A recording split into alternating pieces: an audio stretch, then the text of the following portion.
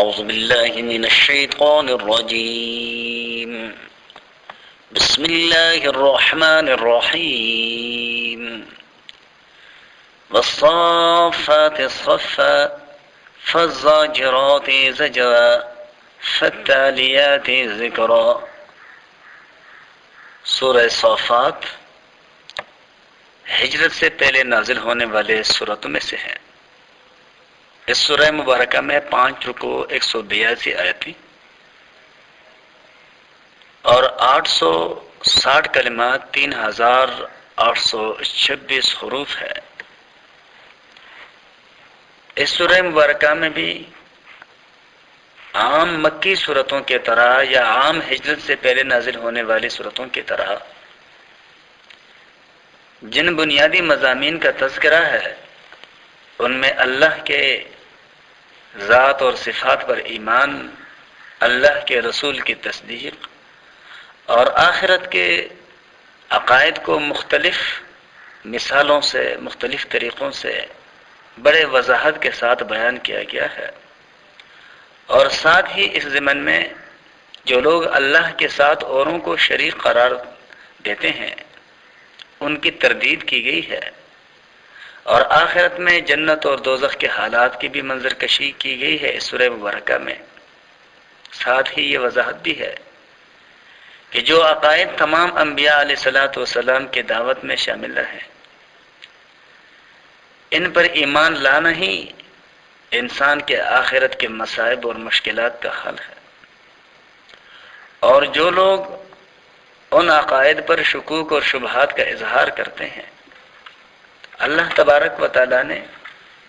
اس ضمن میں حضرت نوح علیہ السلام، حضرت ابراہیم علیہ السلام اور ان کے صاحبزادوں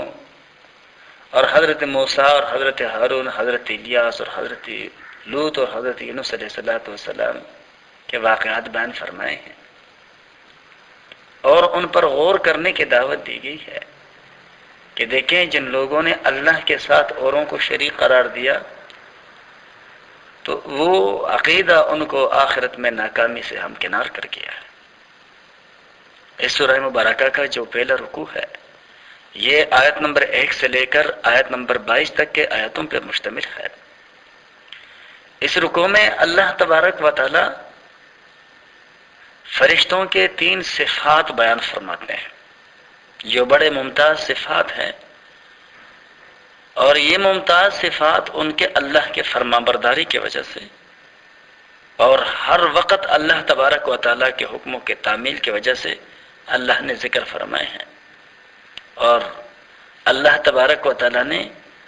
فرشتوں کے اس پاکیزہ اور ہمہ وقت تیار صفات کی قسم اٹھائی ہے کہ اللہ ایک ہے، اس کا کوئی شریک نہیں، وہی رب ہے آسمانوں اور زمین کا اور جو کچھ ان دونوں میں ہے۔ اور پس ساتھ ہی اس ضمن میں قرآن مجید کے متعلق جو شکوک اور شبہات پیدا کیا کرتے تھے مشرکین کہ یہ قرآن شیطان کی طرف سے ہے یا یہ قرآن محمد صلی اللہ علیہ وسلم خود نازل کرتے ہیں، اللہ تبارک و تعالیٰ فرماتے ہیں کہ قرآن مجید وہ عظیم کتاب ہے کہ اس کے سننے سے شیطان دور بھاگتا ہے، بھلا یہ کلام شیطانی کیسے ہو سکتا ہے۔ چنانچہ ارشاد باری تعالیٰ ہے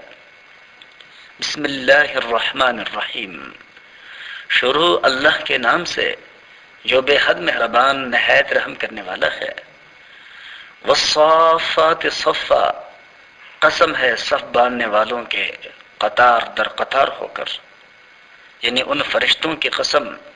جو صف در صف ہو کر اللہ کے حکموں کے تعمیل کے لیے ہم بتنا گوش اور ہر وقت تیار رہتے ہیں۔ فالزاجرات زجرا، پس قسم ہے ان فرشتوں کی جو ڈانٹتے ہیں جھڑک کر۔ اس سے مراد وہ جھڑکنا ہے کہ جب جنات آسمان کے دروازوں پہ پہنچ کر فرشتوں کے باتوں کو سننے کی کوشش کرتے ہیں تاکہ روئے زمین پر جو ان کے متعلقین ہیں نجومی وغیرہ ان تک آسمان کے خبریں پہنچا دیں، تو یہ فرشتے جن کی ڈیوٹی اللہ تبارک و تعالیٰ نے آسمان کے کناروں پہ لگائی ہے، یہ ان پہ ٹوٹ پڑتے ہیں اور ان کو مار بگانے کے لیے ان کو ڈانٹتے ہیں، مارتے ہیں، جس کا تذکرہ اسی صورت میں آگے انشاءاللہ آگے آ رہا ہے۔ فالتالیات ذکرا، پھر پڑھنے والوں کے یاد کر کے، یہ بھی فرشتوں کی صفت ہے کہ قسم ہے ان فرشتوں کی جو اللہ تبارک و تعالیٰ کے حمد و ثنا اور ذکر میں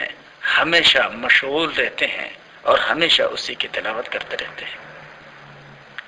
ان الہکم لواحد، بے شک تمہارا الہ، تمہارا معبود ایک ہی ہے۔ گزشتہ 3 آیتوں میں قسم اور یہ جواب قسم ہے۔ رب السماوات والارض، جو رب ہے آسمانوں کا اور زمین کا، وما بینہما، اور جو کچھ ان دونوں کے درمیان ہے، ورب المشارق، اور جو رب ہے مشرقوں کا۔ یہاں سے ایک بات ذہن میں آ سکتی ہے کہ بھئی شمال سے جنوب تک ایک مشرق ہے، اور قرآن مجید میں کہیں اس کے لیے واحد کا صیغہ لایا گیا ہے، رب المشرق والمغرب، اور کہیں تثنیہ کا صیغہ لایا گیا ہے، جس طرح کہ مشارق اور مغارب، یہ جمع کا صیغہ لایا گیا ہے، اور کہیں تثنیہ کا صیغہ لایا گیا ہے، اس طرح کہ رب المشرقین و رب المغربین سورہ رحمان میں۔ تو اس کی کیا وجہ ہے جبکہ مشرق ایک ہی ہے اور مغرب بھی ایک ہی ہے؟ تو مفسرین نے اس کے بڑے وضاحت فرمائی ہے، اور وہ یہ ہے کہ مشرق کو کہیں قرآن مجید میں واحد کے صیغے کے ساتھ، کہیں تثنیہ کے ساتھ، اور کہیں جمع کے ساتھ سورج کے طلوع اور غروب کے حوالے سے کہا گیا ہے کہ سورج گرمیوں میں ایک جگہ سے نکلتا ہے اور جا کر کے غروب ہوتا ہے،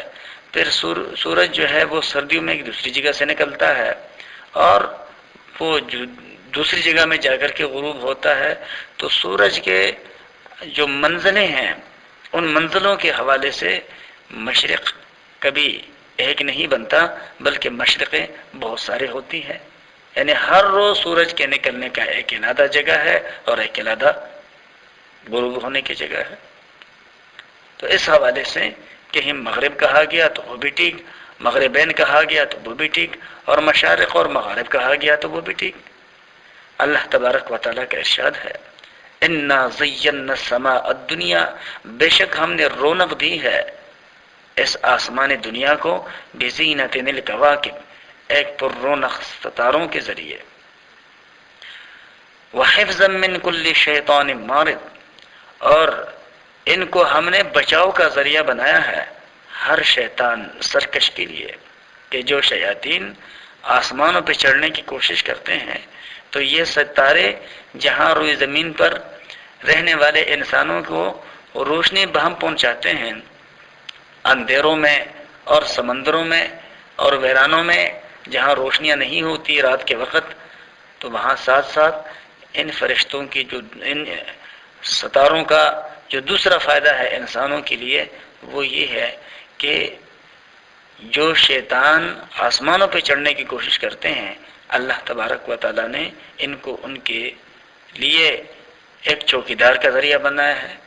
کہ یہ اس پہ ٹوٹ پڑتے ہیں اور اس کو مار بگاتے ہیں۔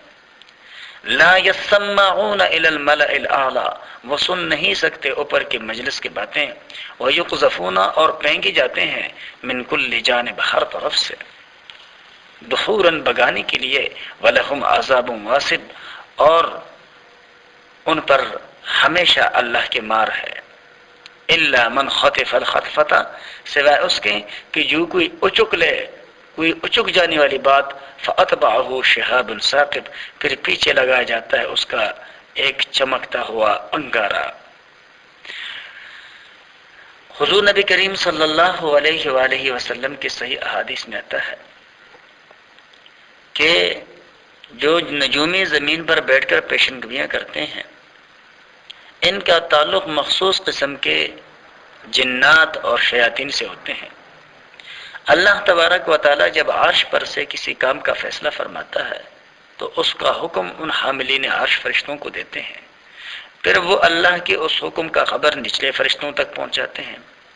پھر وہ فرشتے اللہ کے اس حکم کے لیے تدبیر کرنا شروع کر لیتے ہیں، آپس میں اس پر گفتگو ہوتی ہے، تو زمین سے